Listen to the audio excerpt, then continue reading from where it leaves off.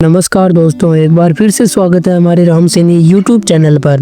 दोस्तों, क्या आपको पता है कि भारत का सबसे महंगा कथावाचक कौन है?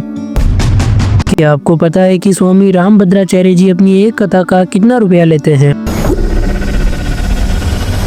क्या आपको पता है कि पंडित धीरेन्द्र शास्त्री अपनी एक कथा का कितनी दक्षिणा लेते हैं? क्या आपको पता है कि जया किशोरी और पंडित प्रदीप मिश्रा से लेकर तमाम बड़े कथावाचक अपनी एक कथा का कितना रुपया लेते हैं? और ये सभी कथावाचक अपने इन पैसों को किस धर्म कार्य में लगाते हैं? तो चलिए दोस्तों, इन सभी सवालों के जवाब को आज की इस वीडियो में हम जानेंगे। तो चलिए वीडियो को शुरू करते हैं बिना समय व्यतीत किए। नंबर 6, पंडित प्रदीप मिश्रा। पंडित प्रदीप मिश्रा का जन्म 1980 में मध्य प्रदेश के सीहोर जिले में हुआ था। उनका जन्म सीहोर जिले में होने के कारण लोग उन्हें सीहोर बाबा के नाम से भी जानते हैं। पंडित प्रदीप मिश्रा अपनी एक शुरुआती कथावाचक से ही फेमस हो गए थे। इसके अलावा उनका एक प्रोग्राम टीवी चैनल आस्था पर भी प्रसारित होता है, जिसमें लाखों लोगों द्वारा उनको देखा और सुना जाता है। इसके अलावा पंडित प्रदीप मिश्रा जी भक्ति गीत भी गाते हैं। वहीं अगर बात करें पंडित प्रदीप मिश्रा की फीस की, तो वो एक कथा के तकरीबन 7 से 8 लाख रुपए लेते हैं। नंबर 5, जया किशोरी। जया किशोरी का जन्म 13 अप्रैल 1995 को राजस्थान के सुजानगढ़ जिले में एक ब्राह्मण परिवार में हुआ था। उनका रियल नाम जया शर्मा है और उन्हें किशोरी की उपाधि दी गई है, इसलिए वो अपने नाम में जया किशोरी का इस्तेमाल करती हैं। जया किशोरी ने ओपन स्कूल के बाद बीकॉम की पढ़ाई की है। वो कई बार अपने इंटरव्यू में इस बात का जिक्र कर चुकी है कि उन्हें पढ़ना लिखना बहुत ही ज्यादा पसंद है। बता दें कि उन्होंने 12वीं कक्षा के दौरान ही श्रीमद् भागवत कथा कंठस्थ कर लिया था। वहीं जया किशोरी अपनी एक भगवत कथा वाचन के लिए 9,50,000 रुपए फीस लेती है और वो फीस का आधा हिस्सा कथा वाचन से पहले और आधा हिस्सा कथा होने के बाद लेती है। और जया किशोरी अपनी फीस का एक बड़ा हिस्सा नारायण सेवा संस्था में दान कर देती है। ये संस्था दिव्यांगों के लिए काम करती है। नंबर 4, जगत गुरु रामभद्राचार्य। रामभद्राचार्य जी का जन्म उत्तर प्रदेश के जौनपुर में सरयू पहाड़ी ब्राह्मण परिवार में मकर संक्रांति के दिन 1950 में हुआ था। जगत गुरु रामभद्राचार्य 2 महीने के थे तभी उनकी आंखों की रोशनी चली जाती है। 4 साल की उम्र में वे कविताएं करने लगते हैं और 8 साल की छोटी सी उम्र में उन्होंने भागवत व राम कथा करनी भी शुरू कर दी थी। जगत गुरु रामभद्राचार्य को भारत सरकार ने उनकी रचनाओं के लिए पद्म विभूषण से भी सम्मानित किया।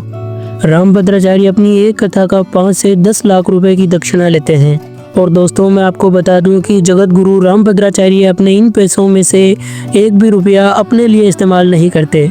रामभद्राचार्य जी ने इन पैसों से दिव्यांगों के लिए भारत का पहला विश्वविद्यालय बनवाया था। नंबर 3, देवकीनंदन ठाकुर। कथावाचक देवकीनंदन ठाकुर की अगर हम बात करें तो हम उन्हें एक पुराण कथावाचक, गायक और अध्यात्म गुरु भी कह सकते हैं। 1997 से ये श्रीमद् भागवत कथा, श्री राम कथा, देवी भागवत, शिव कथा, भागवत कथा इत्यादि पर प्रवचन दे रहे हैं। 2015 में इन्हें यूपी रत्न पुरस्कार से भी सम्मानित किया जा चुका है। इंटरनेट पर मिली जानकारी के अनुसार देवकीनंदन का जन्म 12 सितंबर 1978 को उत्तर प्रदेश के मथुरा के ओहावा गांव में हुआ था। कहा जाता है कि मात्र 6 साल की उम्र में वह घर छोड़कर वृंदावन चले गए और ब्रज के रामलीला संस्था में हिस्सा ले लिया था। मात्र 13 साल की उम्र में उन्होंने श्रीमद् भागवत कथा कंठस्थ कर ली थी। वहीं अगर हम बात करें देवकीनंदन ठाकुर की दक्षिणा की, तो वो एक कथा के 10 से 12 लाख रुपए की दक्षिणा लेते हैं। नंबर 2, पंडित धीरेन्द्र शास्त्री। पंडित धीरेन्द्र शास्त्री का जन्म 4 जुलाई 1996 को छतरपुर जिले के गढ़ा गांव में हुआ था। यहीं से उन्होंने अपने जीवन की शुरुआत की थी। बता दें कि धीरेन्द्र शास्त्री एक कथा का कितना रुपए लेते हैं, इस बात की कोई सटीक जानकारी या आधिकारिक रूप से कोई जानकारी नहीं है। अलग अलग वेबसाइट पर अलग अलग जानकारी दी गई है। कुछ वेबसाइट के अनुसार पंडित धीरेन्द्र कृष्ण शास्त्री 10 से 12 लाख रुपए की दक्षिणा लेते हैं। वहीं पंडित धीरेन्द्र शास्त्री वर्ष में कई कन्याओं के विवाह का खर्चा भी उठाते हैं।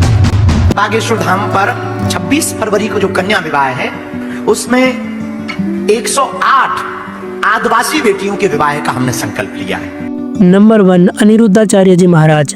अनिरुद्धाचार्य जी का जन्म 27 सितंबर 1989 को जबलपुर मध्य प्रदेश में हुआ था। उनके माता पिता अध्यात्म से जुड़े हुए थे, इसी कारण उनकी रुचि भी अध्यात्म में ही रही है। छोटी सी उम्र में उन्होंने हनुमान चालीसा, श्रीमद् भागवत कथा और रामचरितमानस जैसे ग्रंथ को कंठस्थ कर लिया था। अपनी स्कूली शिक्षा के बाद वो वृंदावन चले आए थे और बाद में उन्होंने संत गिरजा शास्त्री महाराज से शिक्षा प्राप्त की थी। अनिरुद्धाचार्य जी महाराज अपनी एक कथा का 12 से 15 लाख रुपए की दक्षिणा लेते हैं। तो दोस्तों ये थे भारत के 6 सबसे बड़े कथावाचक। दोस्तों भारत के इन धर्म गुरुओं के बारे में जानकर आपको कैसा लगा हमें कमेंट में जरूर बताएं।